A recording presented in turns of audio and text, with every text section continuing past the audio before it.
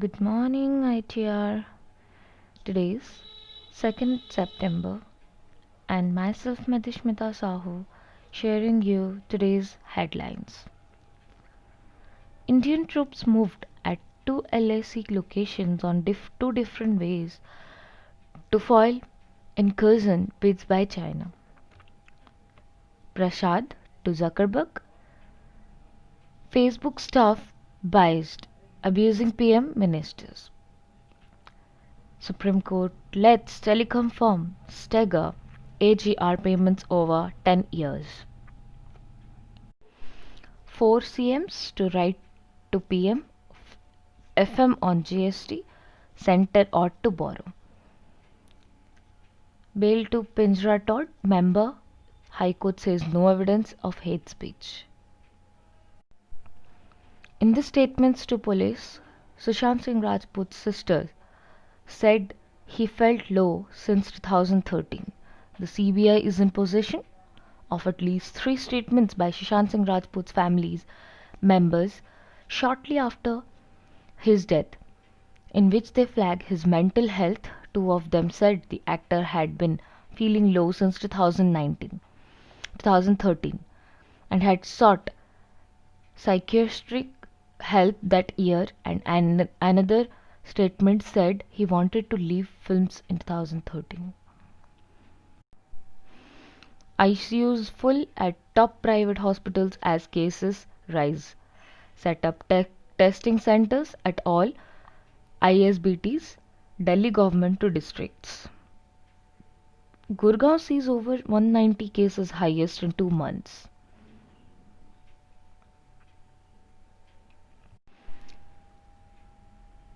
Atmanirbhar Bharat package, only 33% of the food grains allocated for migrants distributed.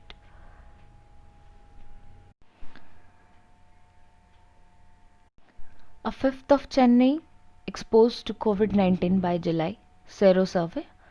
No more quarantine for those entering Chennai from other Tamil Nadu districts. 12.5 lakh domicile certificates issued by Jammu and Kashmir admin. Jamia Architecture Department deemed to design Ayodhya Mosque complex. Economic recovery through innovative pursuits. The push for self-reliance gathers force with the Indian business community now opting for new ways to spur demand and reach out to customers through digital mediums and e-commerce platforms. In the past 5 months, business entities have started conducting their operations digitally. Recycled waste in projects, 13 central and Delhi government departments met 25% of target. 39-year-old Medanta Doc kills self. Aam Aadmi Party protests against BJP ruled civic bodies over Swachh ranks. Centre's option to let states borrow a burden, CM to PM. Day 1 goes off with social distancing and sanitizers. The first day of joint entrance examination,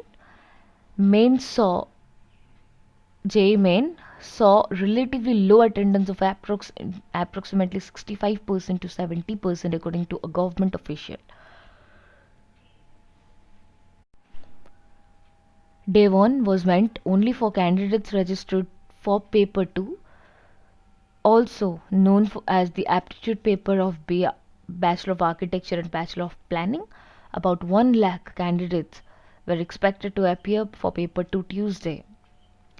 Low attendance aside, the examination was conducted smoothly across the country. Higher Education Secretary Amit Khare released a brief statement Tuesday evening thanking the states for their cooperation. Government officials were not worried over the low turnout. Paper 2 has always had low attendance even in the past, since only those candidates serious about studying architecture and end up writing the exam. Many students registered for it but did not turn up. said a senior official.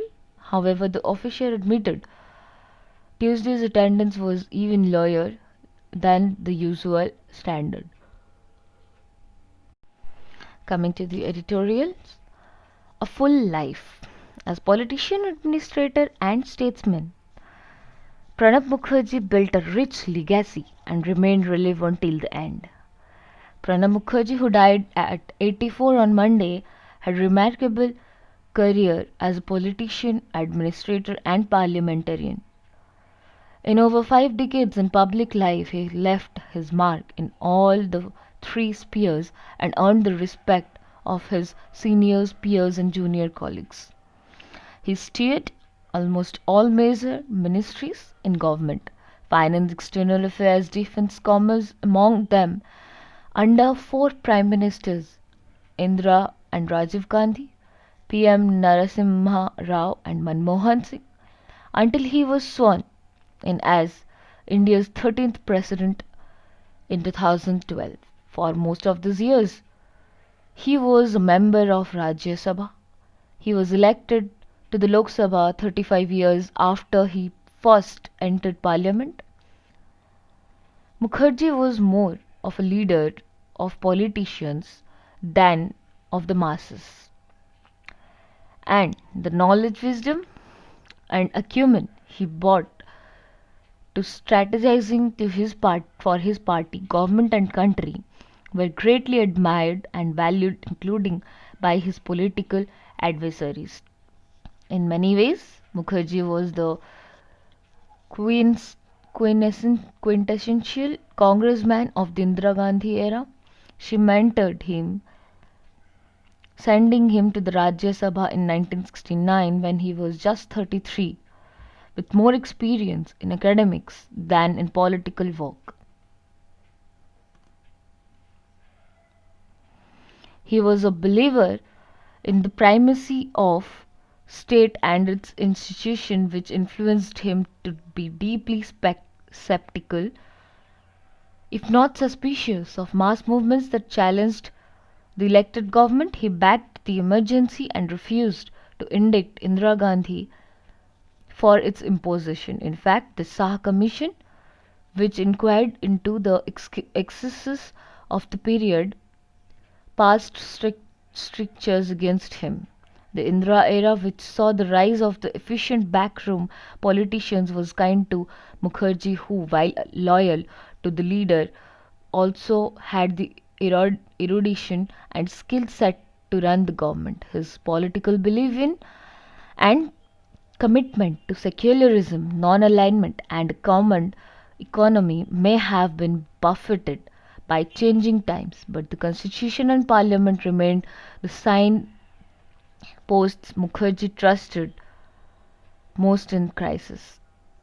He preferred to search for solutions within the established institutional framework rather than engage without off-the-box solutions to corruption or administrative failures. In his last years, especially during his tenure as president, Mukherjee was unfailing in flagging the importance of democratic values and the need for rulers to respect India's diversity of beliefs. In his address to RSS Swayami's Wax in Nagpur in June 2018, he said, "The soul of India resides in pluralism and tolerance, and it is our composite culture which makes us into one nation." Mukherjee's rich political and administrative experience and the manner in which he conducted himself in high office gave him the aura of a statesman. But the ultimate prize, the office of Prime Minister, eluded him. That did not embitter him but only encouraged him to find other ways to contribute and remain relevant. Citizen Pranab Mukherjee will be remembered for having lived a full life as a public figure. Impasse in Ladakh. Latest moves on LAC underline lack of progress with China on diplomatic front, continuing challenge ahead. Young Masters, India's joint gold medal with Russia in the Chess Olympiad is a landmark moment to build on.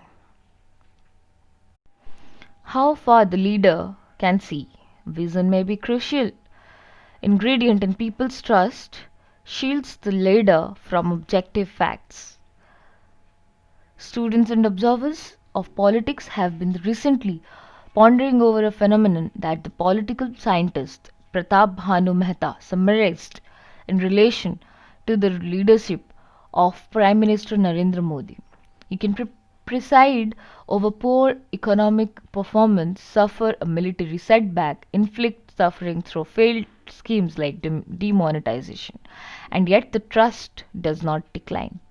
I have a few comments on one layer of the protective Teflon that shields the trust that the public reposes on the leader from objective facts. One of the instruments used in this course was a leadership inventory. A participant was rated on various elements of his or her leadership by their colleagues and by the people who worked for them in their organization. A visionary leader is generally understood as a big picture person, not bogged down by details. Someone is constantly envisaging a future different from the status quo. Is there an Indian culture ideal of the authentic leader? Most people would say that Rama is as king in the mythical past, and more recently Gandhi as leader of India's independence movement incorporate the ideal leader of the Indian cultural imagination. That leader's characteristics are a radical selflessness in service of the people that is prepared to sacrifice personal interests, especially of family life and even the welfare of family members, such as renunciation, tyag, has an especially powerful resonance in the collective psyche in our context where familism is so highly valued even when at times it is experienced as suffocating. To rebuild and recover, India must aim for wider consumer base, direct public spending accordingly. Coming to the world news, Trump goes to Kenosha amid rising tensions, defense teen gunman. From Wuhan to Paris, children return to schools after months of staying at home. Hong Kong begins mass testing for virus amid public doubts. Trump can't stop the violence, says Biden, in most direct attack so far. Charlie Hebdo, attacked in 2015, reprints prophet caricatures. FB, Russian influence, OP targeted left voters in US and UK. Facebook to block news on Australian sites after new law. A travesty of justice, Belarus poll workers describe election fraud.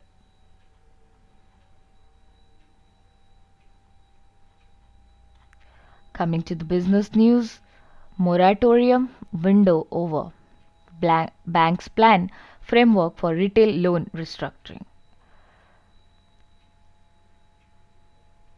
Waiver of interest on interest against basic canons of finance sent to Supreme Court. RBI liquidity steps boost rupee by 73 paisa, bond yield falls. Can look at mini trade deal before US elections. Entire package is near ready. Goyal. August GST mop up at rupees 86,449 crore, 12% lower than year ago month.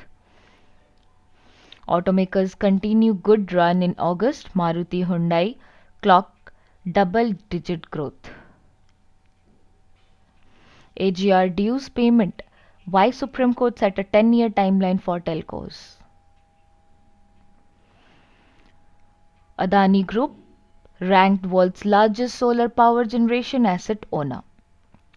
Coming to the sports news, a bubble within a bubble.